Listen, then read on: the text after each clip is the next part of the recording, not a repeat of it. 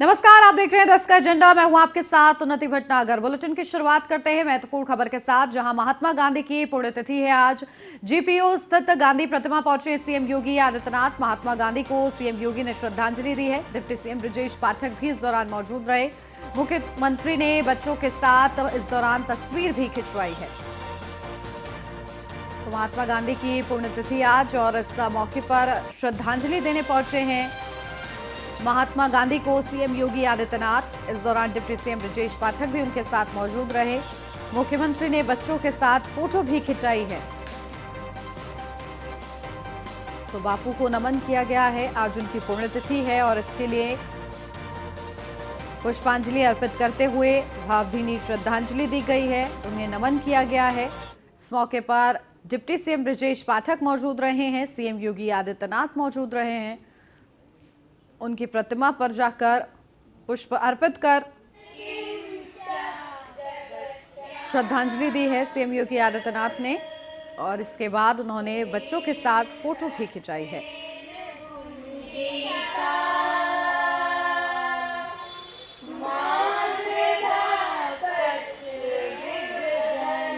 महात्मा गांधी को सीएम योगी आदित्यनाथ ने श्रद्धांजलि दी है।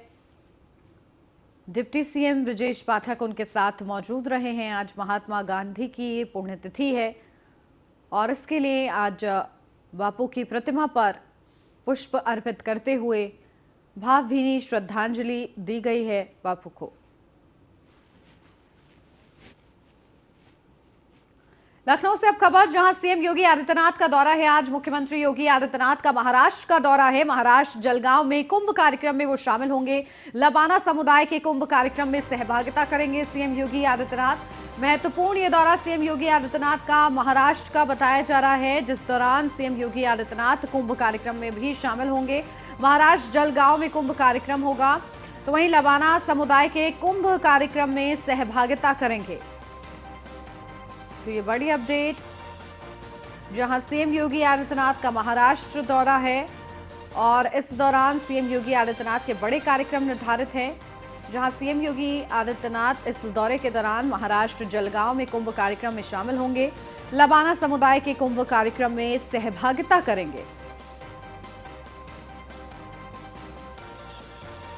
तो महाराष्ट्र के दौरे पर सीएम योगी आदित्यनाथ आज रहेंगे और इस दौरान बड़े कार्यक्रम उनके निर्धारित हैं, जहां कुंभ कार्यक्रम में भी उन्हें शामिल होना है और इसके लिए पूरी तैयारियां कर ली गई हैं। सीएम योगी आदित्यनाथ के प्रस्तावित दौरे को देखते हुए है।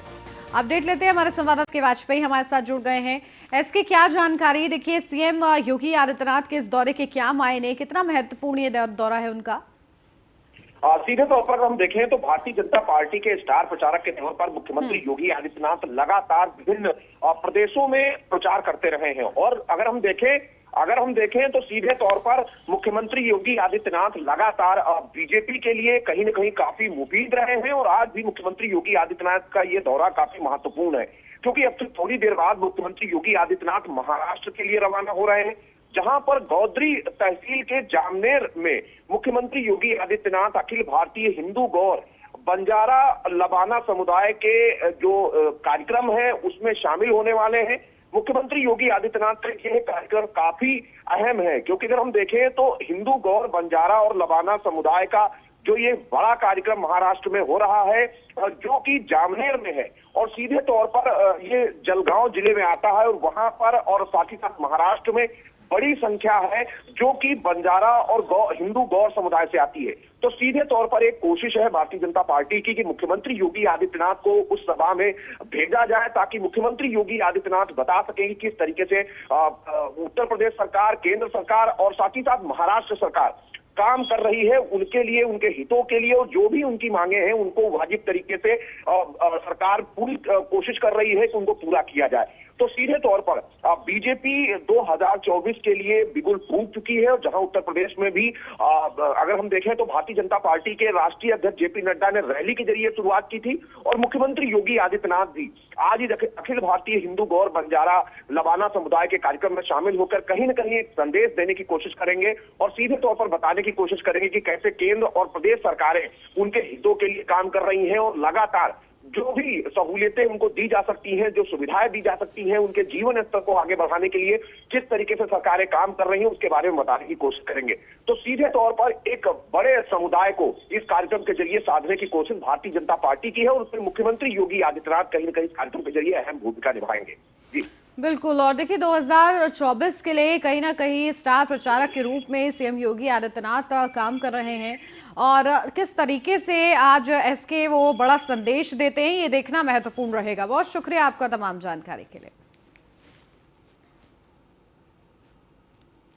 सपा प्रमुख अखिलेश यादव ने स्वामी प्रसाद मौर्य को राष्ट्रीय महासचिव बनाए जाने और उनके द्वारा धार्मिक ग्रंथ पर दिए गए बयान को लेकर कहा है कि धार्मिक ग्रंथ और भगवान श्री राम के खिलाफ कोई नहीं है और ना मैं खिलाफ हूं। साथ ही उन्होंने कहा है कि मैं दर्शन करने मंदिर जा रहा था, बीजेपी और आरएसएस के लोगों ने गुंडागर्दी नहीं की। अगर मुझे पता होता तो मैं भी अपने कार्यकर्ता के साथ तैयारी के साथ जाता। साथ ही अखिलेश यादव ने बीबीसी डॉक्यूमेंट्री को लेकर कहा है कि बीबीसी की क्रेडिबिलिटी बहुत है, लेकिन सवाल यह है कि चुनाव से पहले ऐसी डॉक्यूमेंट्री आना सवाल खड़ा करती है। हमें कोई सवाल नहीं है बीबीसी की क्रेडिबिलिटी पर। यह डॉक्यूमेंट्री पहले भी तो आ सकती थी, लेकिन 24 का चुनाव आने से पहले यह डॉक्यूमेंट्री क्यों आई है?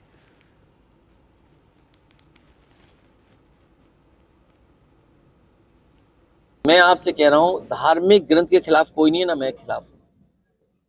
भगवान श्री राम के खिलाफ कोई नहीं है, रामचरितमानस के खिलाफ कोई नहीं। हमसे बोलो रामचरितमानस के खिलाफ नहीं है, लेकिन मेरे पत्रकार साथी, मैंने अपना स्टेटमेंट दिया है, कहा है कि मुख्यमंत्री अगर योगी न होते, धार्मिक स्थान से वहां आए होते, तो शायद वो सवाल मैं न पूछता उनसे। लेकिन क्योंकि वो योगी भी हैं और धार्मिक स्थान से उठ करके सदन में आए हैं, वो बात मैं आपसे नहीं पूछूंगा। मैं ये कहूंगा कि वो चौपाई एक बार हमें पढ़ के सुना दो। क्या आप पढ़ के सुना सकते हो? मुझे बताओ। और फिर मैं मुख्यमंत्री जी से पूछने जा रहा हूं कि मैं शूद्र हूं कि नहीं हूं। कल मैं मंदिर में दर्शन करने जा रहा था, क्या बीजेपी और आरएसएस के लोगों ने वहां गुंडागर्दी नहीं की? अरे हमें पता होता कि 4, 5, 6, 10 गुंडे आए होंगे तो हम भी अपनी तैयारी से जाते कार्यकर्ताओं के साथ। बताओ, 5-6 गुंडे भेज दिए।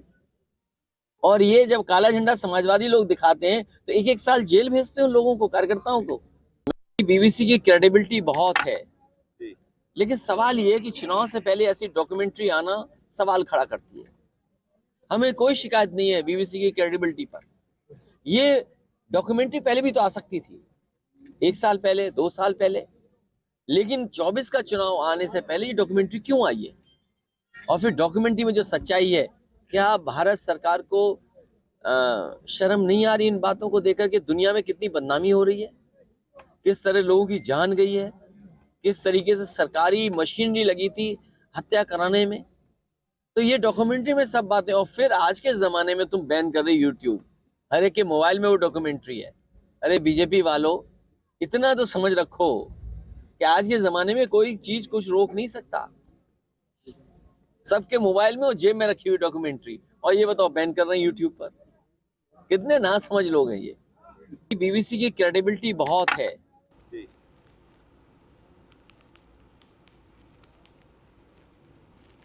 महात्मा गांधी की पुण्यतिथि पर जीपीयू स्थित गांधी प्रतिमा पर डिप्टी सीएम ब्रजेश पाठक पहुंचे। इस दौरान उन्होंने महात्मा गांधी को श्रद्धांजलि दी।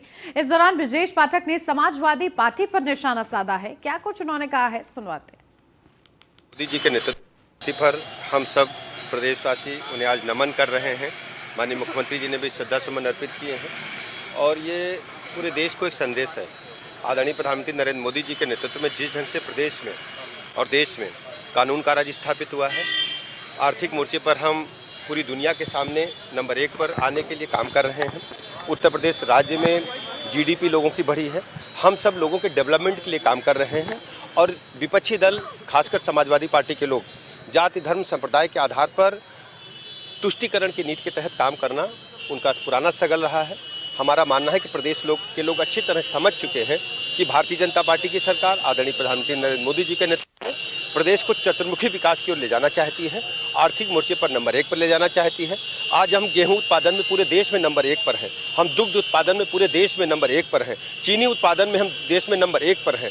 स्वास्थ्य के मामले में हम पूरे देश के सामने एक बड़े चुनौती के रूप में उभरे हैं कि सबसे अच्छी सेवाएं स्वास्थ्य की उत्तर प्रदेश में आज लोगों को मिल रही हैं।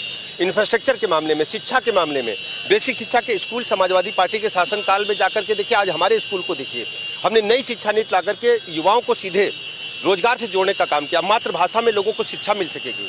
आमूल चूल परिवर्तन के लिए भारतीय जनता पार्टी की सरकार काम कर रही है। विपक्षी दल सिर्फ जाति धर्म संप्रदाय के आधार पर लोगों के बीच में वैमनस्यता फैलाकर वोट हासिल करने की जुगत में है। लेकिन प्रदेश के लोग जान चुके हैं कि समाजवादी पार्टी की सरकार जब जब सत्ता में रहती है, गुंडे, माफिया, मवाली, लुच्चे, लफंगे सत्ता पर काबिज होते हैं, इनको संरक्षण मिलता है।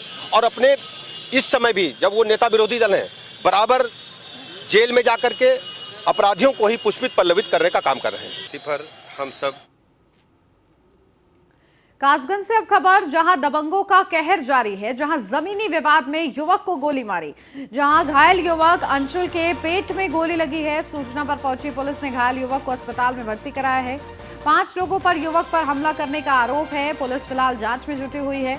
कोतवाली सोरौर क्षेत्र के इस्माइलपुर गांव का पूरा मामला बताया जा रहा है। तो देखिए किस तरीके से 5 लोगों ने हमला बोला है। घायल को फिलहाल अस्पताल में भर्ती कराया गया है। 5 लोगों पर युवक पर हमला करने का आरोप है। पुलिस इस पूरे मामले की तह तक जाने का प्रयास कर रही है। कोतवाली सोरो क्षेत्र के इस्माइलपुर गांव का पूरा मामला बताया जा रहा है। तो बेखौफ ये दबंग नजर आए, जहां सरेआम गोली चलाई गई है और गोली युवक के पेट में लगी है। जमीनी विवाद था, जिसके चलते विवाद इतना बढ़ गया कि गोली चलाई गई है। घायल युवक अंशुल के पेट में गोली लगी है, जो कि गंभीर रूप से घायल हुआ है। उसे तत्काल अस्पताल में भर्ती कराया गया है, जहां उसका इलाज जारी है। और इसी बीच बताया जा रहा है कि 5 लोगों पर युवक पर हमला करने का आरोप है। पुलिस इस पूरे मामले की जांच कर रही है। उन 5 लोगों की तलाश भी कर रही है। लोगों से पूछताछ भी की जा रही है, ताकि उन 5 आरोपियों तक पहुंचा जा सके। और परिजनों से भी पूछताछ की जा रही है, ताकि उन्हें संदेह हो अगर किसी पर, तो उससे भी पूछताछ के माध्यम से अगर वो आरोपियों में से शामिल है तो उन तक पहुंचा जाए। इसके लिए पुलिस इस पूरे मामले की तह तक जाने का प्रयास कर रही है। अपडेट लेते हैं, हमारे संवाददाता आयुष भारद्वाज हमारे साथ जुड़ गए हैं। आयुष, क्या जानकारी मिल रही है? देखिए, जमीन विवाद के मामले में इस तरीके से गोली चलाई गई है, 5 आरोपी बताए जा रहे हैं, किसी का भी पता लग पाया? देखिए बिल्कुल लगातार पुलिस प्रयास कर रही है पूरे मामले में आरोपियों का पता लगाने को लेकर, क्योंकि एक बड़ी घटना है। जिस तरीके से दबंगों ने जमीनी विवाद को लेकर युवक को गोली मारी है, युवक के पेट में गोली लगी है, जिसके बाद मौके पर पहुंची पुलिस ने युवक को जिला अस्पताल में भर्ती कराया, जहां से युवक की हालत को गंभीर देखते हुए चिकित्सकों ने उसे अलीगढ़ रेफर कर दिया। घटना की संवेदनशीलता देखते हुए मौके पर पुलिस अधीक्षक सौरभ दीक्षित भी पहुंच गए। सौरभ दीक्षित वहां पर पहुंचे और वहां पर जो घटना में शामिल आरोपी हैं, उनके खिलाफ कड़ी से कड़ी कार्रवाई जाएगी। घटना में 5 लोगों की शामिल होने की बात बताई जा रही है। लगातार पुलिस तलाश कर रही है उन आरोपियों की जिन्होंने इस वारदात को अंजाम दिया है। उनकी गिरफ्तारी के बाद ये क्लियर हो सकेगा कि कितने लोगों ने गोली मारी है और कौन कौन इस घटना में शामिल है। फिलहाल जो पुलिस है वो आरोपियों की तलाश कर रही है। जिस हिसाब से युवक ने बताया है कि जमीनी विवाद में उसको गोली मारी गई है, तो इस पूरे मामले में पुलिस जांच कर रही है। जी बिल्कुल, तो देखिए किस तरीके से लोगों से पूछताछ की जा रही है, कहां पर ये पूरा मामला हुआ है, कहां गोली मारी गई है? देखिए बिल्कुल मामला सोरो कोतवाली क्षेत्र के इस्माइलपुर गांव का है, जहां पर एक युवक जा रहा था बाइक पर सवार होकर, तभी 5 लोग आते हैं और उस पर हमला कर देते हैं। बताया क्या है कि उसका गांव के ही कुछ लोगों से जमीनी विवाद चल रहा था। इसी विवाद को लेकर एक युवक अंशुल है, जिसके पेट में गोली मारी गई है। गोली लगने से युवक बुरी तरह से घायल हो गया, जिसके बाद पुलिस ने उसे कासगंज के जिला अस्पताल में भर्ती कराया और उसकी हालत को गंभीर देखते हुए वहां से बेहतर उपचार के लिए अलीगढ़ मेडिकल कॉलेज रेफर कर दिया है। उस युवक की जो हालत है वो बहुत गंभीर बनी हुई है, क्योंकि गोली जो है उसके पेट में लगी है।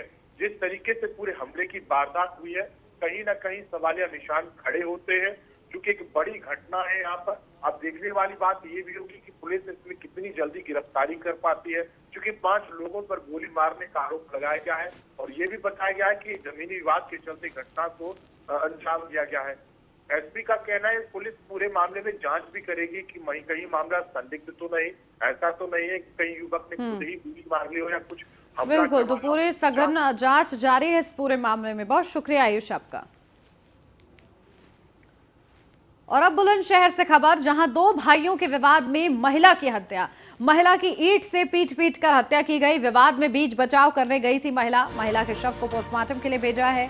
चारों नामजद आरोपियों को गिरफ्तार किया है। खुर्जा नगर के गांव सुल्तानपुर का पूरा मामला बताया जा रहा है। देखिए, विवाद में बीच बचाव करने गई महिला जिसकी हत्या कर दी गई है, महिला की ईंट से पीट कर हत्या की गई है। विवाद में बीच बचाव करने गई थी महिला के शव को पोस्टमार्टम के लिए भेजा है।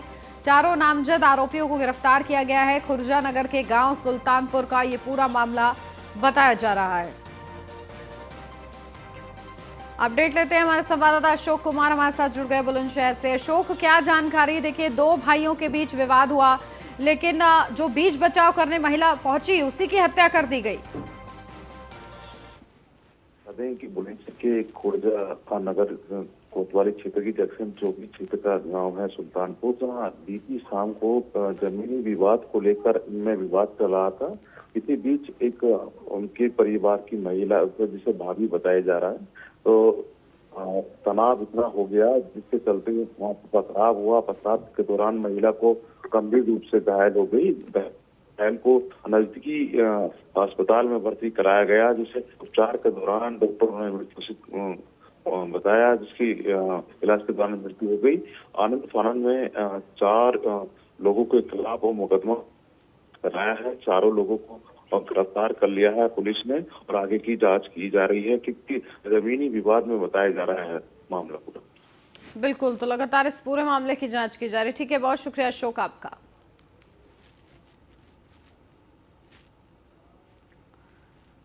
लखनऊ से अब खबर, जहां मुर्तजा की सजा पर आज होगी सुनवाई। गोरखनाथ मंदिर के सुरक्षा कर्मियों पर हमले का आरोप, मंदिर में घुसकर आतंकी हमला करने का आरोप है। एटीएस के विशेष न्यायालय में की जाएगी पेशी मुर्तजा की। तो मुर्तजा की सजा पर आज सुनवाई होगी। गोरखनाथ मंदिर के सुरक्षा कर्मियों पर हमले का आरोप है। आतंकी गतिविधि को अंजाम देने का भी आरोप है। एटीएस के विशेष न्यायालय में पेशी की जाएगी मुर्तजा की। तो मुर्तजा ये वही शख्स है जिसने दबंगई दिखाई गोरखनाथ मंदिर के बाहर और सुरक्षा कर्मियों के साथ हाथापाई भी की, उन पर हमला भी करने की कोशिश थी, और साथ ही साथ जो तमाम सबूत खंगाले गए थे मुर्तजा के खिलाफ, उसके तार आईएसआईएस से भी जुड़े थे, जिसके चलते ये पूरी जांच आगे बढ़ी कि किस तरीके से ये नापाक साजिश रचकर बैठा था, क्या आगे ये आतंकी गतिविधि को अंजाम देने वाला था। इसी के आधार पर ये पूरी जांच की गई थी, जहां मुर्तजा की आज पेशी होगी। इसी के चलते सुनवाई है, जहां गोरखनाथ मंदिर के सुरक्षा कर्मियों पर उस पर हमले का भी आरोप लगा हुआ है। मंदिर में घुसकर उसने आतंकी हमला करने का भी उस पर आरोप है, उसकी बड़ी साजिश थी। एटीएस के विशेष न्यायालय में उसकी पेशी आज होगी। तो ये बड़ी खबर है आज, जहां मुर्तजा की सजा पर सुनवाई होगी, और कहीं ना कहीं सुरक्षा के लिहाज से मुर्तजा को तुरंत बंदी बनाया गया था। जांच भी की गई इस पूरे मामले में, और कई अहम सबूत भी निकलकर सामने आए थे। मुर्तजा का पर्सनल लैपटॉप, उसका मोबाइल फोन भी जांचा गया था, और इस दौरान कई सबूत मिले थे, कई फाइनेंशियल ट्रांजैक्शंस भी मिले थे। आईएसआईएस से उसका संबंध भी निकलकर सामने आया था, और इसी के चलते तमाम कड़ियों को जोड़ने का प्रयास एटीएस की तरफ से किया जा रहा था। और इसी बीच आज सुनवाई है मुर्तजा की। मंदिर में घुसकर आतंकी हमला करने का उस पर गंभीर आरोप है। एटीएस के विशेष न्यायालय में उसकी पेशी की जाएगी। इस पेशी के बाद मुर्तजा की आज बता दें सजा पर सुनवाई होगी। क्या उसको सजा दी जाती है, क्योंकि बड़ा ये पूरा मामला था और कहीं ना कहीं नापाक साजिश थी मुर्तजा की। ये खुलकर आज इस सुनवाई में सामने आएगा। अपडेट लेते हैं, हमारे संवाददाता मनीष मिश्रा हमारे साथ जुड़ गए हैं। मनीष, क्या जानकारी? देखिए, आज मुर्तजा की सजा पर सुनवाई होगी, क्या कुछ होने की संभावना है? गंभीर आरोप मुर्तजा पर है।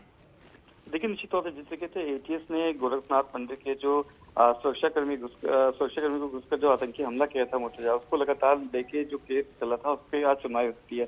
माना जा रहा है कि आज उसके सजा का ऐलान हो सकता है और मुर्तजा को जिस तरीके से उसने जघन्य अपराध किया था, जिससे गोरखनाथ मंदिर में घुस के वहां पे तैनात सुरक्षा कर्मियों को धार हथियारों से हमला किया गया था, उसको लेके उसके खिलाफ जिस तरीके से लगातार एटीएस की जो विशेष न्यायाधीश थी उसमें लगातार उसकी सुनवाई हो रही थी और आज माना जा रहा है कि मुर्तजा को सजा सुनाई जा सकती है। तो जिस तरीके से उसने अपराध किया था, जिस तरीके से आतंकी उसकी जो फीडबैक मिले थे, आतंकी जो उसकी पूरी पृष्ठभूमि मिली थी, उसको लेके जिस तरीके से तमाम हमने देखा था कि गतिविधियों में उसकी संलिप्तता पाई गई थी, तमाम उसके जो टेररिस्ट ग्रुप थे उससे उसकी संलिप्तता पाई गई थी, तो उसको देखते हुए आज जो है विशेष न्यायाधीश की जो कोर्ट है उसमें आज मुर्तजा को करीब दोपहर में 2 बजे तक सजा का ऐलान हो सकता है। माना जा रहा है कि जिस तरह के गंभीर आरोप उस पर लगे थे उसको लेके उसको उम्र कैद तक की भी सजा हो सकती है। जी बिल्कुल, फिलहाल क्या सजा सुनाई जाती है मुर्तजा को, उसके अपराध के लिए देखना होगा। बहुत शुक्रिया मनीष आपका।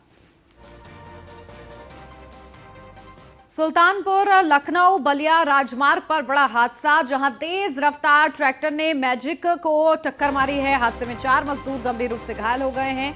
लोगों ने घायलों को अस्पताल में भर्ती कराया है। भीषण हादसे में मैजिक पूरी तरीके से क्षतिग्रस्त हुई है।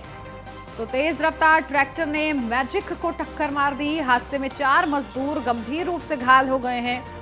भीषण हादसे में मैजिक पूरी तरीके से क्षतिग्रस्त हो गई है। लोगों ने फिलहाल घायलों को अस्पताल में भर्ती कराया है। भीषण हादसा ये हुआ है जहां मैजिक पूरी तरीके से क्षतिग्रस्त हो गई है। लखनऊ बलिया राजमार्ग पर यह हादसा हुआ है, जहां तेज रफ्तार में थी ट्रैक्टर जिसने मैजिक को टक्कर मारी है। और अब खबर आगरा से, जहां छावनी परिषद में पाइपलाइन लीकेज के चलते हादसा, जहां गहरे गड्ढे में गिरकर एक्टिवा सवार घायल हुआ है। छावनी परिषद में भ्रष्टाचार की भेंट चढ़ी है पाइपलाइन। 3 दिन बीत जाने के बाद भी लाइन लीकेज समाधान नहीं हो पाया है। लीकेज सही करने नहीं पहुंचा छावनी का कोई भी कर्मचारी। शिकायत के बाद भी ठेकेदार पर नहीं हुई है कोई कार्रवाई। पाइपलाइन लीकेज से सड़क पर गहरे गड्ढे, यातायात बाधित हुआ है। पाइपलाइन लीकेज होने से हजारों लीटर पानी की बर्बादी है। सदर स्थित ग्वालियर रोड RM चौराहे का पूरा मामला बताया जा रहा है।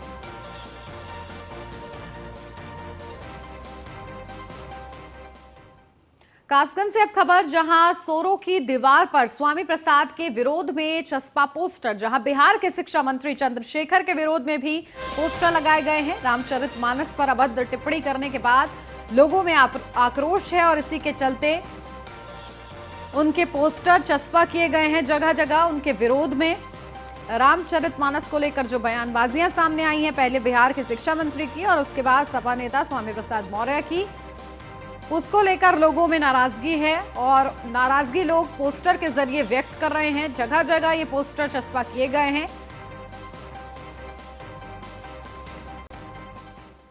बरेली से अब खबर, जहां लालकुआ एक्सप्रेस ट्रेन का इंजन फेल हो गया है। 1 घंटे से देवरनिया फाटक बंद से जाम लगा है। इंजन फेल होने से यात्रियों को भारी परेशानी हुई है। दूसरे इंजन की अभी तक कोई व्यवस्था नहीं है। इज्जत नगर के देवरनिया स्टेशन का ये पूरा मामला बताया जा रहा है।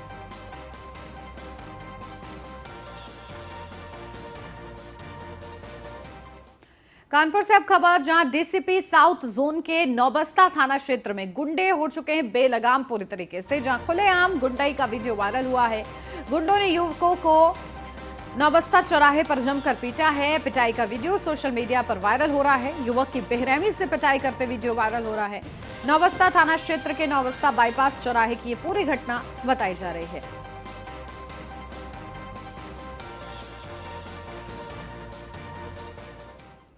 सिद्धार्थनगर महोत्सव के दूसरे दिन हिंदुस्तान ही नहीं पूरे विश्व में विख्यात कव्वाली गायक वारसी ब्रदर्स ने अपना कार्यक्रम की प्रस्तुति दी। वारसी ब्रदर्स ने एक के बाद एक कई मशहूर कव्वाली पेश की और लोगों को तालियां बजाने और वाह वाह कहने पर मजबूर कर दिया। महोत्सव में अपनी प्रस्तुति देने आए वारसी ब्रदर्स नजीर वारसी ने न्यूज़ 1 इंडिया के साथ संवाददाता सद्दाम खान से खास बातचीत की। क्या कुछ कहा, आपको सुनवाते हैं। हमारे साथ बात करने के लिए मौजूद हैं मशहूर कव्वाल वारसी ब्रदर्स। हम उनसे बात करेंगे और जानेंगे कि कव्वाली की प्रथा कहां से शुरू हुई और वर्तमान में क्या स्थिति है। पहले तो आपका बहुत बहुत स्वागत है। बहुत बहुत शुक्रिया, धन्यवाद आपका। देखा जा रहा है धीरे धीरे कव्वाली की प्रथा जो है वो फिल्मों तक ही अब सीमित रह गई है। जी नहीं, फिल्मों में तो आने से और कव्वाली की प्रथा को और उरूज मिला है और ऊपर आई है, और अब से नहीं आ रहा है, फिल्मों में तो बहुत ज़माने से कव्वाली आ रही है। और कव्वाली जो है वो बीच में थोड़ा सा, आज से 10, 15, 20 साल पहले थोड़ी सी सूफियानी कव्वाली थोड़ा सा डाउन हो गई थी, वो मुकाबले और ये वो ज़्यादा चलते थे, मगर दोबारा से फिर इस सूफी भक्ति कव्वाली को दोबारा से जो है ऊपर आई है, उरूज मिला है। वारसी बरदस कव्वाली में एक बड़ा नाम है, कैसे इसकी शुरुआत हुई, कब से आप लोग इस कव्वाल के पेशे में? देखिए, हम तो बचपने से ही कव्वाली के पेशे में हैं। वारसी ब्रदर्स, ये सब हमारे जितने भी भारतीय हैं सबकी मोहब्बत है, प्यार है। हमको इतना इज्जत शोहरत सब मिली और हमको गर्व है हमारे अपने को भारतीय कहने में। और कव्वाली का जो है ये हमारे ख़ानदान में 800 साल से चलती आ रही है, 800 साल से भी ऊपर हो गया है।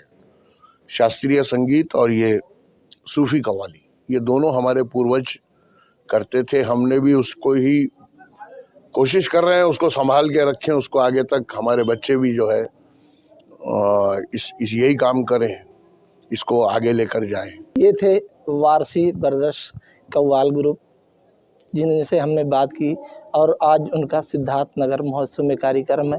कई तरह के आज आप यहाँ कव्वाली सुनाएंगे और यहाँ पर एक अलग समय ही बांधेंगे। Saddam Khan, news 1 India, Siddharth Nagar. यहाँ रुक रहे एक छोटे से ब्रेक के लिए, जल्द हाजिर होते हैं, आप बने रहिए न्यूज़ 1 इंडिया।